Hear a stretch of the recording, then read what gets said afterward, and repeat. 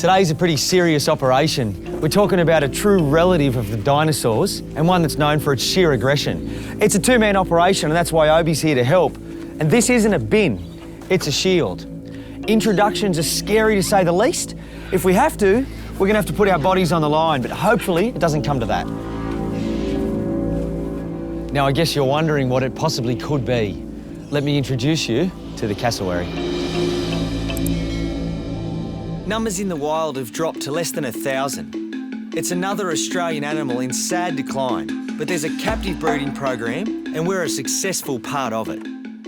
Cassowary breeding season is a real time of worry for us, particularly in a zoo because it's a confined quarters. When we introduce two cassowaries, male or female could go nuts. They rear up, jump and kick. An attack on one another can be fatal, no doubt about it. But it's breeding season and we need to take this window of opportunity. If they get cranky and they start fighting, we need to get in there, use our shields, separate the birds, put our bodies on the line, do whatever it takes to get the birds in separate quarters because if it goes bad, it can go real bad. You right, mate? Let's go. Where is he?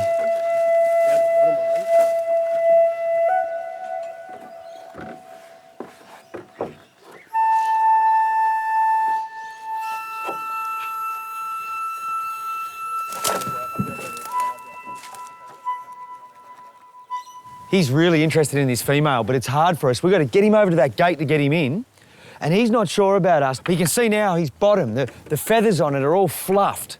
And that's him saying, look how big I am.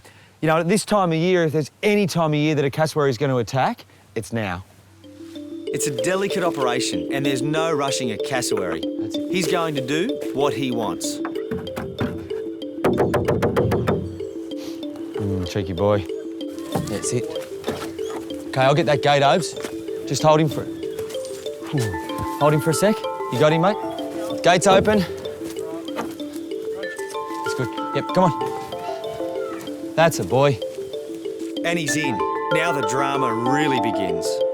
Cassowaries stand high, just sizing each other up, seeing who's bigger, who's stronger. And this female, she'll want a strong male. She wants someone that's going to give her a run. Come on, mate. Here we go. The preening's good, especially from our girl over there. You know, all girls start playing with the hair a little when there's a bloke around. They're talking to each other subtly, and hopefully that leads into a nice introductory hello. Hey, Joe! Hey, fight! Hey, stop! Hey!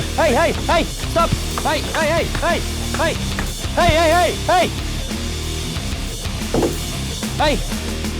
Stop it, stop.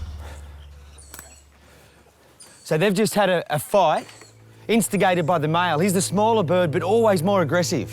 You know, we don't want to see that because hollow bones, they're reasonably fragile up around that torso, but it's settled now.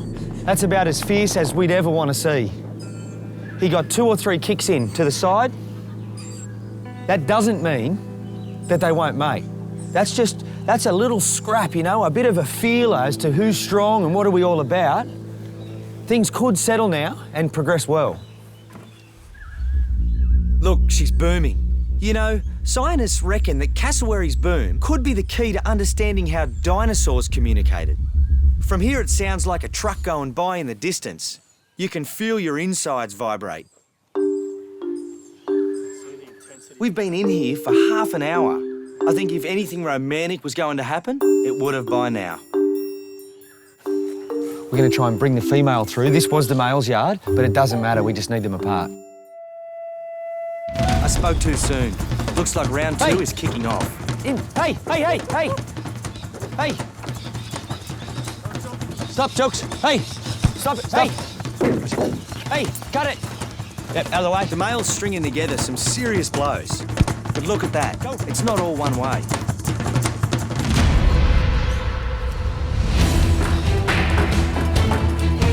Come on, through. Oh, look at that. Openly took a low blow. Just look at this fella. He's got more front than Buckingham Palace. But finally, we've got the measure on him.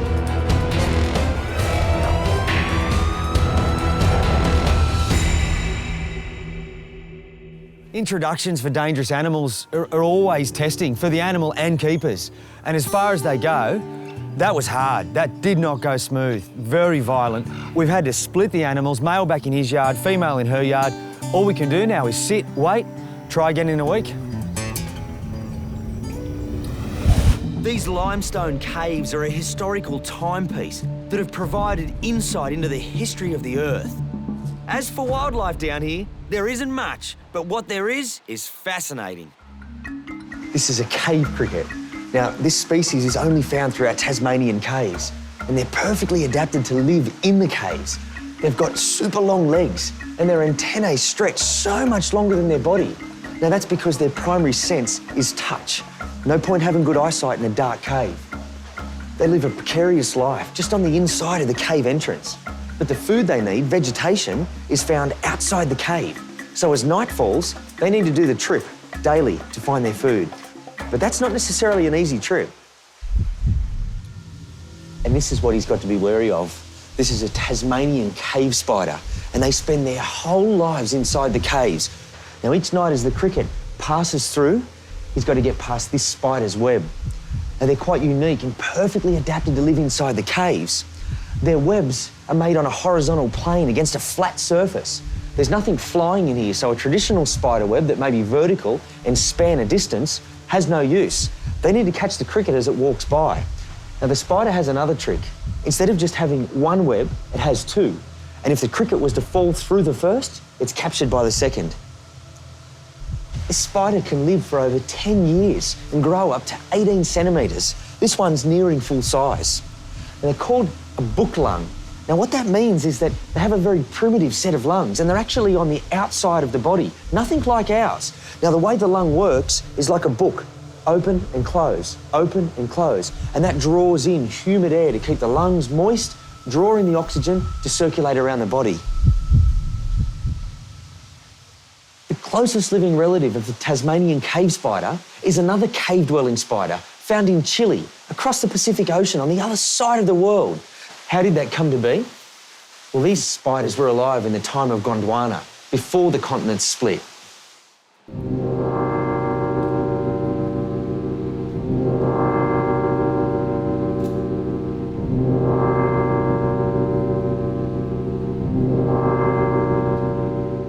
Just in the still water here inside the cave is a mountain shrimp. And it's safe to say that this shrimp has never seen the light of day. They're filter feeders, and they filter microscopic organisms into their little mouths. They spend their entire life inside the cave. They're transparent and tiny little eyes. For them too, everything is about touch. That's their main sense.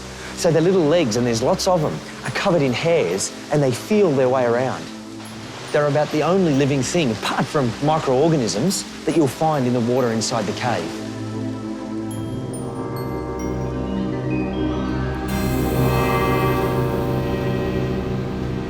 Now we're deep inside the cave. No light penetrates through to here. And if we turn the lights off, I can't see my hand in front of my face. It is so dark. But as my eyes begin to adjust, I can tell I'm not alone. There are a million lights, little dots on the ceiling. They're glowworms. They're minuscule. Now, this is a time lapse shot over 3 weeks. You wouldn't be able to see them move like this, but isn't it just amazing these creatures exist so far underground?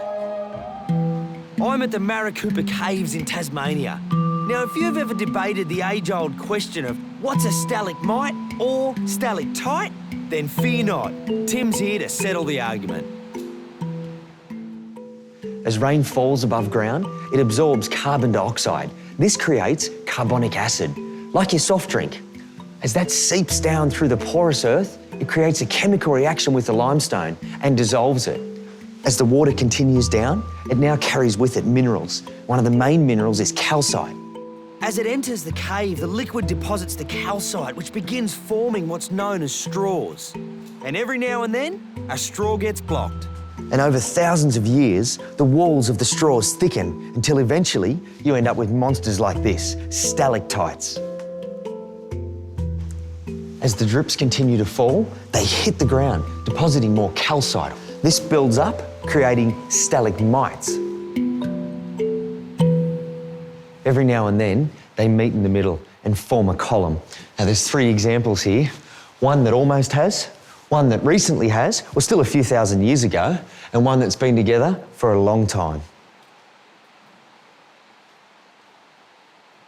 That's me done down here. It's chilly. All that's left now is to find my way out. Now, the ranger said lights out and doors shut in 20 minutes. How long have I been down here? Huh? Ranger? Ranger!